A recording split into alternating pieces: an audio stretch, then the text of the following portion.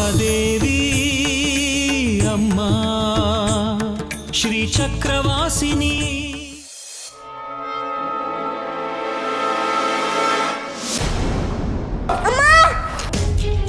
ಎಲ್ಲಿಂದ ಬಂತು ಈ ಚೇಳು ಈ ಕೋಣೆ ಒಳಗೆ? ಮಿಶ್ರಮ್ಮ ಅವಾಗ್ಲೇ ಪ್ರಕಾಶ ಹಿಡ್ಕೊಂಡು ಆಟ ಆಡ್ತಾ ಇದ್ದ. ಹಿರಣ್ಮೈ ನಂತವ ಸರ್ಪಗಂಧಿ ಬೇರಿನ ಮದ್ದೈತಿ. ಇದರಿಂದ ಎಂತ ಕಠೋರವಾದ ವಿಷ ಆದ್ರೂ ಸಾನೆ ಬೇಗವಾಸಿ ಆಗ್ತೈತಿ. ನೋಡಿಮ್ಮ, ನೀವು ಅದೇನು ಮಾಡ್ತೀರೋ ನನಗೆ ಗೊತ್ತಿಲ್ಲ. ಒಟ್ಟಿನಲ್ಲಿ ಈಗ ಮನೆ ಖಾಲಿ ಆಗಬೇಕು ಅಷ್ಟೇ. ನಿಮ್ಗೇನು ಅಭ್ಯಂತರ ಇಲ್ಲ ಅಂದರೆ ನಮ್ಮನೆಗೆ ಬರ್ಬೋದು.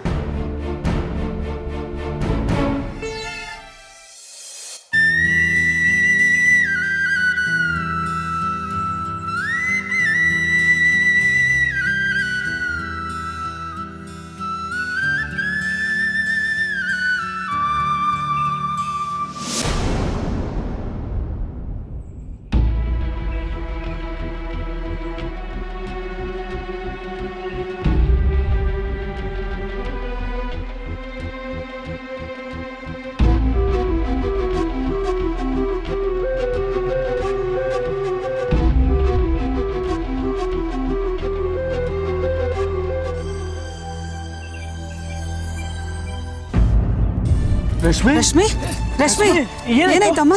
ಏನಾಯ್ತು ಕಂದ? ಹುಷಾರಿಲ್ವಲ್ಲ, ಅದಕ್ಕೆ ಸುಸ್ತಾಗಿರ್ಬೇಕು. ಇರಿ ಎತ್ಕೊಂಡು ಹೋಗೋಣ. ಜೋಪಾನಪ್ಪ, ಹುಷಾರಪ್ಪ.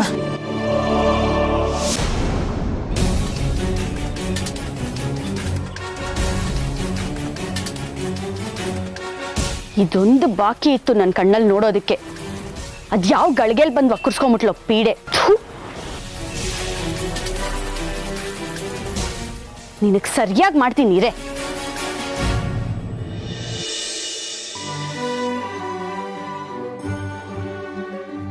ರಶ್ಮಿ ಅಮ್ಮನೇ ನನಗೆ ಅಮ್ಮ ಆಗಿ ಬರೋದು.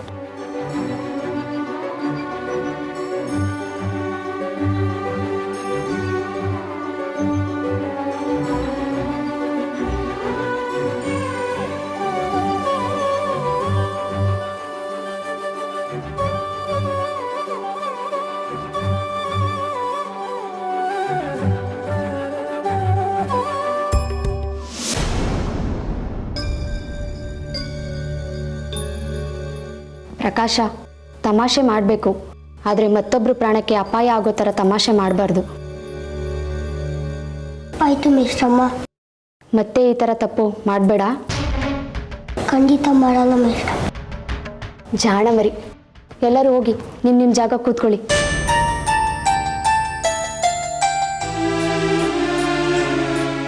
ನೀವು ಒಂದಲ್ಲ ಒಂದು ದಿನ ಇದೆ ಕಣೆ.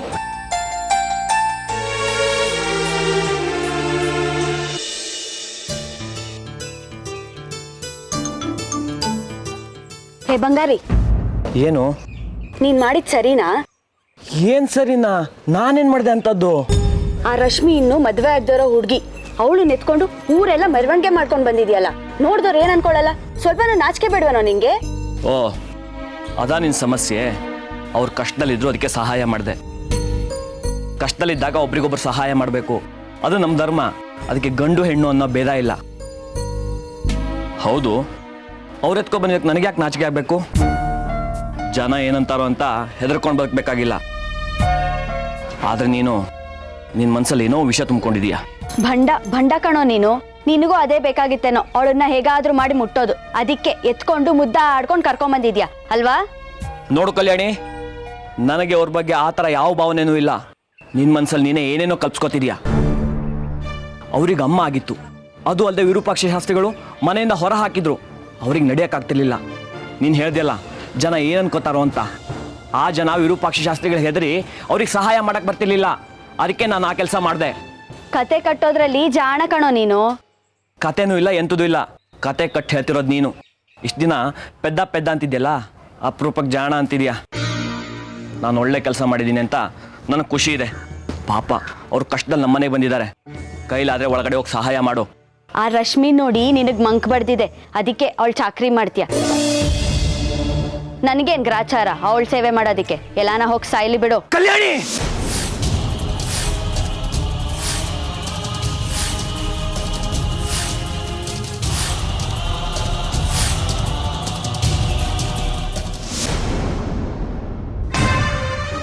ಒಂದು ಕ್ಷಣ ಇಲ್ಲಿರ್ಬೇಡ, ಹೊರಟೋಗು. ನೀನಿಲ್ಲಿದ್ರೆ ನಾನು ಏನು ಮಾಡ್ತೀನಿ ಅಂತ ನನಗೆ ಗೊತ್ತಿಲ್ಲ. ನನ್ನ ಮೇಲೆ ಕೈ ಎತ್ತತ್ತೀಯ ನೀನು? ನಿನಗೆ ಸರಿಯಾಗಿ ಮಾಡಿಸ್ತೀನಿ ಇರು.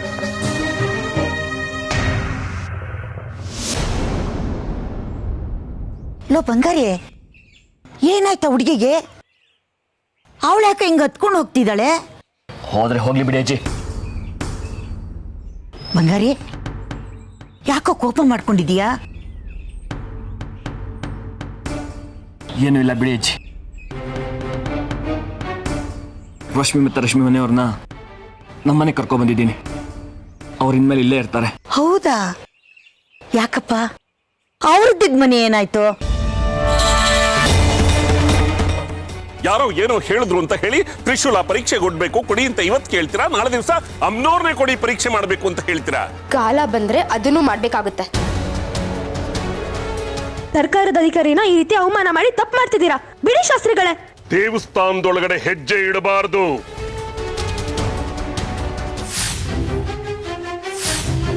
ಏಯ್ ಮೂರ್ಖ ಹೆಂಗಸೆ, ಅಮ್ಮನವ್ರನ್ನೇ ಪರೀಕ್ಷೆ ಮಾಡೋದಕ್ಕೆ ನೋಡ್ತೀಯಾ? ಹೋಗ್ತಾ ಇರು ಇಲ್ಲಿಂದ. ನೋಡಿಮ್ಮ, ನೀವು ಅದೇನು ಮಾಡ್ತೀರೋ ನನಗೆ ಗೊತ್ತಿಲ್ಲ. ಒಟ್ಟಿನಲ್ಲಿ ಈಗ ಮನೆ ಖಾಲಿ ಆಗಬೇಕು ಅಷ್ಟೇ. ನಿಮ್ಗೇನು ಅಭ್ಯಂತರ ಇಲ್ಲ ಅಂದ್ರೆ ನಮ್ಮನೆಗೆ ಬರ್ಬೋದು. ಅಯ್ಯಯ್ಯೋ, ಹೀಗೆಲ್ಲ ಆಗೋಯ್ತಾ? ಹೋಗ್ಲಿ ಬಿಡಪ್ಪ, ಇಂಥ ಸಮಯದಲ್ಲಿ ಒಬ್ರಿಗೊಬ್ರು ಸಹಾಯ ಮಾಡಲೇಬೇಕು. ಅಜ್ಜಿ, ನಾನು ಸ್ವಲ್ಪ ಆಚೆ ಹೋಗಿ ಬರ್ತೀನಿ. ಸರಿಯಪ್ಪ.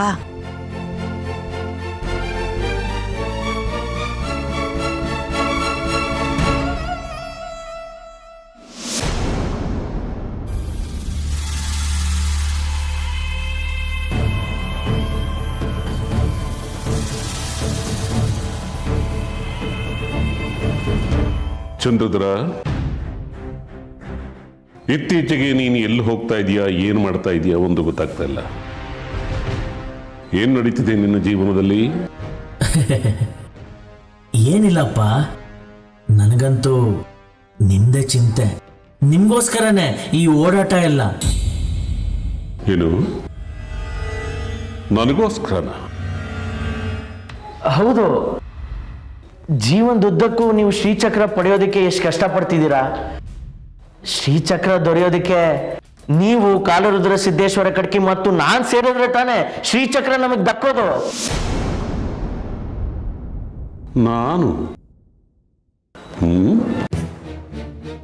ನಾನು ಮಾರಿಗುಡಿ ಕಾಲರುದ್ರ ಸಿದ್ದೇಶ್ವರ ಕಡ್ಕಿ 3 ಜನ ಸೇರ್ಕೋಬೇಕು ಶ್ರೀಚಕ್ರವನ್ನು ಪಡೆಯೋದಕ್ಕೆ. ನೀನ್ಯಾಕೆ ಸೇರ್ಕೋಬೇಕಪ್ಪ? ಅಂದ್ರೆ ನನ್ನಂತವ್ರು ಅಂತ ಹೇಳಕ್ ಬಂದೆ.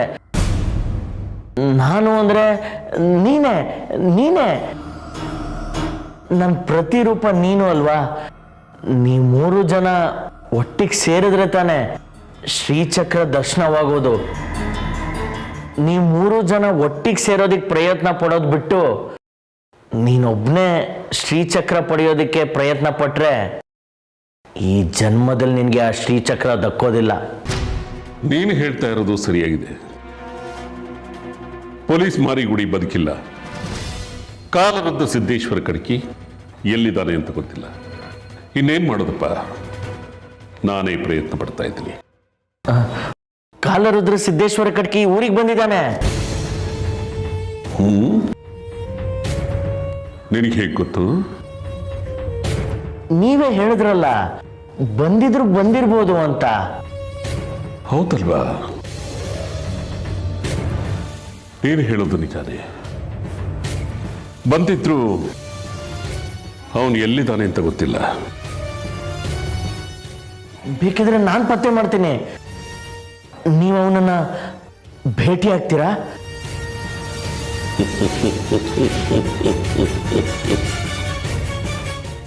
ಎಂದೂ ಇಲ್ಲದ ಶ್ರೀಚಕ್ರದ ಮೇಲಿನ ಕಾಳಜಿ, ಆಸಕ್ತಿ ಈಗ ಬಂದಿದೆ. ಅದ್ರ ಮಾಹಿತಿ ಎಲ್ಲ ಇಟ್ಕೊಂಡು ಇಷ್ಟೆಲ್ಲ ಮಾತಾಡ್ತಿದೀಯ ಅಂದ್ರೆ ನೀನು ನನ್ನ ಮಗ ಚಂದ್ರಧರ ಅಲ್ಲ ಅನ್ನಿಸ್ತಾ ಇದೆ. ಆ ಮಾರಿಗುಡಿನೇ ಮಾತಾಡ್ದಾಗಿದೆ. ಸದ್ಯ ಮಾರಿಗುಡಿನೇ ಮಾತಾಡ್ತಿದ್ದೇನೆ ಅಂತ ಹೇಳಿಲ್ವಲ್ಲ. ನನ್ನ ಪುಣ್ಯ, ಮಗನಾಗಿ ತಂದೆಯವರ ಆಸೆನ ಪೂರೈಸೋದು ನನ್ನ ಕರ್ತವ್ಯ. ಹಾಗೆ ನಿಮ್ಮ ಮೇಲೆ ಸ್ವಲ್ಪ ಜಾಸ್ತಿ ಅಭಿಮಾನ ಅಷ್ಟೇ. ಮೊದಲಿಂದಲೂ ಇದೇ ಅಭಿಮಾನ ನನ್ನ ಮೇಲೆ ನಿನಗಿದ್ದಿದ್ದಿದ್ರೆ ಇಷ್ಟೊತ್ತಿಗೆ ಶ್ರೀಚಕ್ರ ನನ್ನ ಕೈಲಿರ್ತಾ ಇತ್ತು, ಈ ಪ್ರಪಂಚನೇ ನನ್ನ ಮುಷ್ಟಿಲಿ ಇಟ್ಕೊಳ್ತಾ ಇತ್ತು. ಈಗ ನಿನಗೆ ಬುದ್ಧಿ ಬಂದ ಹಾಗಿದೆ. ಒಂದೊಂದ್ಸಲ ಅನ್ಸುತ್ತೆ ನೀನು ನನ್ನ ಮಗನೇನಾ ಅಂತ. ಏನೋ ನೋಡಿ, ನಿಮಗೆ ಶ್ರೀಚಕ್ರ ಸಿಗ್ಲಿ ಅಂತ 4 ಮಾತು ಹೇಳಿದೆ. ನಿಮ್ಗಿಷ್ಟ ಇದ್ರೆ ಅದನ್ನು ಕೇಳಿ, ಇಲ್ಲಾಂದ್ರೆ ನಿಮ್ಗೆ ಇಷ್ಟ ಬಂದಂಗೆ ಮಾಡ್ಕೊಳ್ಳಿ. ಆಯ್ತು, ಇದ್ರ ಬಗ್ಗೆ ಇನ್ನೊಂದು ಸಾರಿ ಕೂತು ಮಾತಾಡೋಣ. ಈಗ ನನಗೆ ದೇವಸ್ಥಾನದಲ್ಲಿ ತುರ್ತು ಕೆಲಸಗಳಿದೆ, ಮುಗಿಸ್ಕೊಂಡು ಬರ್ತೀನಿ. ಸರಿಯಪ್ಪ.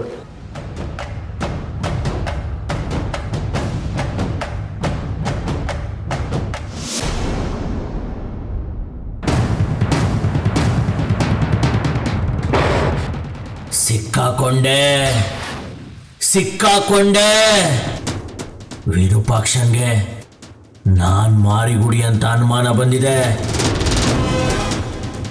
ಇದಕ್ಕೇನಾದ್ರೂ ಮಾಡಬೇಕು.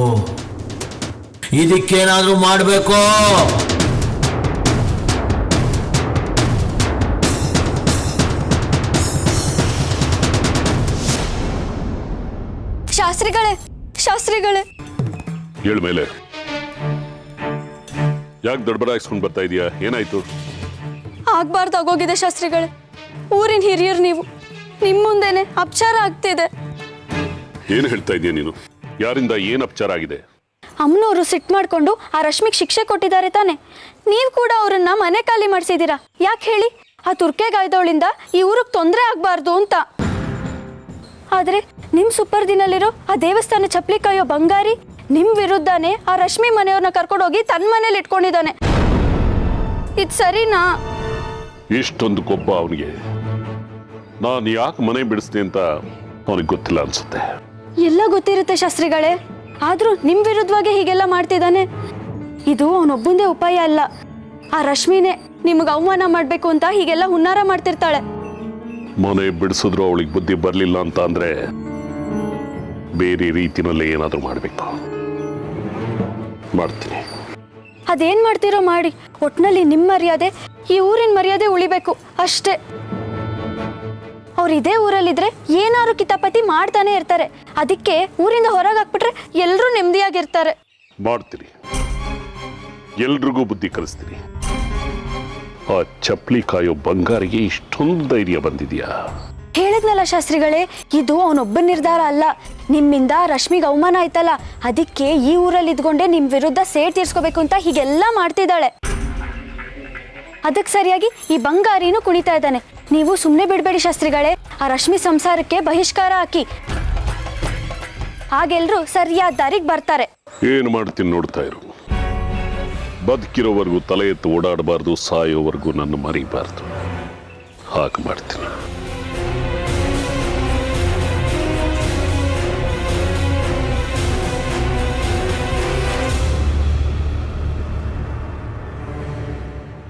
ನನ್ನನ್ನೇ ದೂರ ಮಾಡ್ತೀಯಲ್ವಾ ಬಂಗಾರಿ ನೀನು? ಈಗ ನೋಡ್ತಿರು, ದಮ್ಮಯ್ಯ ದುಗ್ಗಯ್ಯ ಅನ್ಕೊಂಡು ನನ್ನ ಹತ್ರ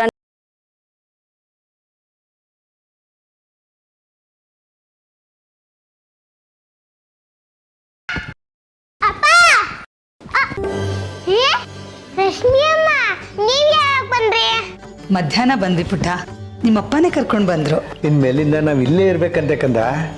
ನಮ್ಮಪ್ಪ ಒಳ್ಳೆ ಕೆಲಸ ಮಾಡಿದ್ರು.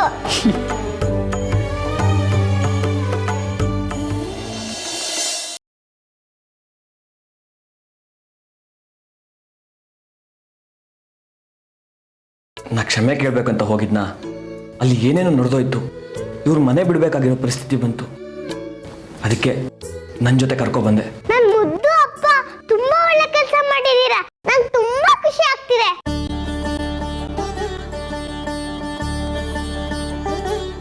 ಬಂಗಾರಿ,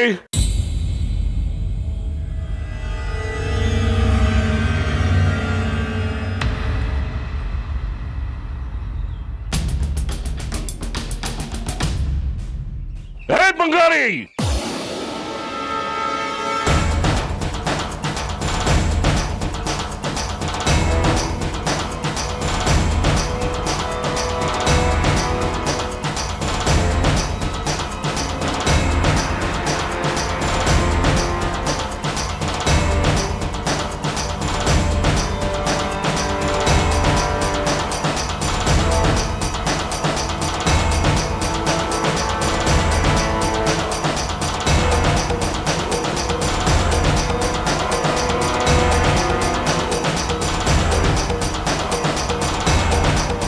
ಈ ಊರ್ ಬಿಟ್ಟು ಹೋಗ್ಲಿ ಅಂತ ನಿನ್ನ ಮನೆ ಬಿಡಿಸಿದ್ದು.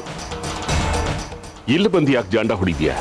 ನೋಡಿ ಶಾಸ್ತ್ರಿಗಳೇ, ಬಂಗಾರಿ ಅವರೇ, ಇದು ನನ್ನ ಅವರ ನಡುವೆ ಇರೋ ಸಮಸ್ಯೆ.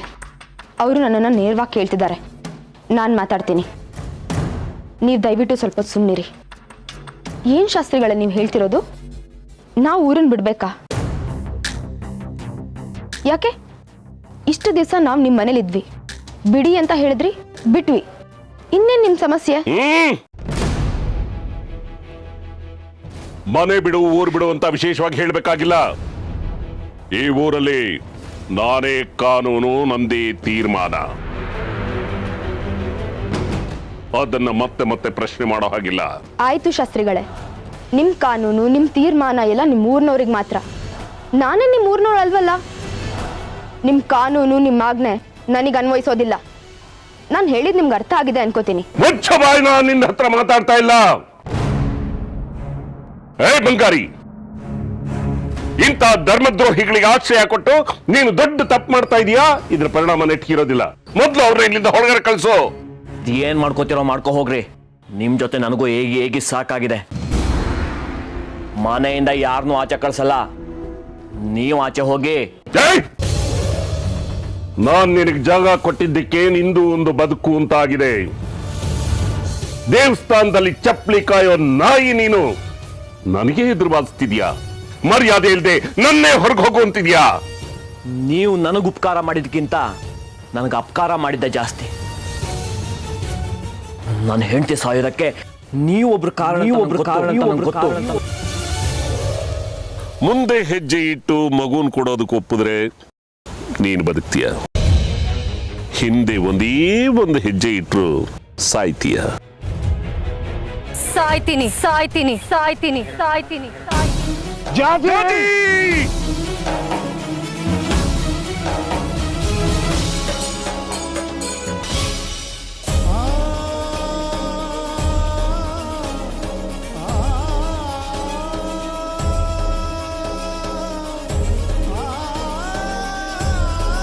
ಸಮಯಕ್ಕೋಸ್ಕರ ಕಾಯ್ತಿದ್ದೀನಿ. ಸರಿಯಾದ ಸಾಕ್ಷಿಗಳು ಸಿಕ್ಕಿದ್ರೆ ಕಂಬಿ ಅನ್ಸೋದ್ ಖಚಿತ. ನೀವು ಬಂಗಾರಿ ಶಾಸ್ತ್ರಿಗಳೇ, ನಿಮಗ್ ವಯಸ್ಸಾಯ್ತು, ನಂದಿನ್ನು ಬಿಸಿ ರಕ್ತ. ನಿನಗೆ ಹೀಗೆ ಹೇಳಿದ್ರೆ ಕೇಳಲ್ಲ. ನಿನಗೆ ಸರಿಯಾದ ಪಾಠನೇ ಕಲಿಸ್ಬೇಕು. ನಿಮ್ಮೆಲ್ಲರಿಗೂ ಅಷ್ಟೇ. ಇಂತಹ ಧರ್ಮದ್ರೋಹಿಗಳನ್ನ ನಿನ್ನ ಮನೆ ಸೇರಿಸ್ಕೊಂಡಿದೆಯಲ್ಲ, ನಿನ್ನ ಮಾತ್ರ ಅಲ್ಲ, ಎಲ್ಲರೂ ಸೇರಿಸಿ ಈ ಊರಿಂದಲೇ ಬಹಿಷ್ಕಾರ ಹಾಕಿಸ್ತೇನೆ. ಈ ಊರಲ್ಲಿ ನಿಮ್ಗೆ ಯಾರು ಏನು ಕೊಡಬಾರ್ದು, ಮಾತು ಕೂಡ ಆಡಬಾರ್ದು, ಹಾಗೆ ಮಾಡ್ತೇನೆ. ಇವತ್ತೇ ಡಂಗೂರ ಹೊಡೆಸ್ತೀನಿ. ಮುಗೀತು ನಿಮ್ ಕತೆ, ಮುಗಿಸಾಯ್ತು, ಅನುಭವಿಸಿ. ಈ ವಿರೂಪಾಕ್ಷ ಶಾಸ್ತ್ರಿನ ಎದುರು ಹಾಕೊಂಡವ್ರು ಯಾರು ಬದುಕಿಲ್ಲ, ಬದುಕೋದು ಇಲ್ಲ. ನಾನು ನೋಡ್ತೀನಿ ಈ ಊರಲ್ಲಿ ನೀವೆಲ್ಲ ಹೇಗೆ ಬದುಕಿರ್ತೀರಿ ಅಂತ.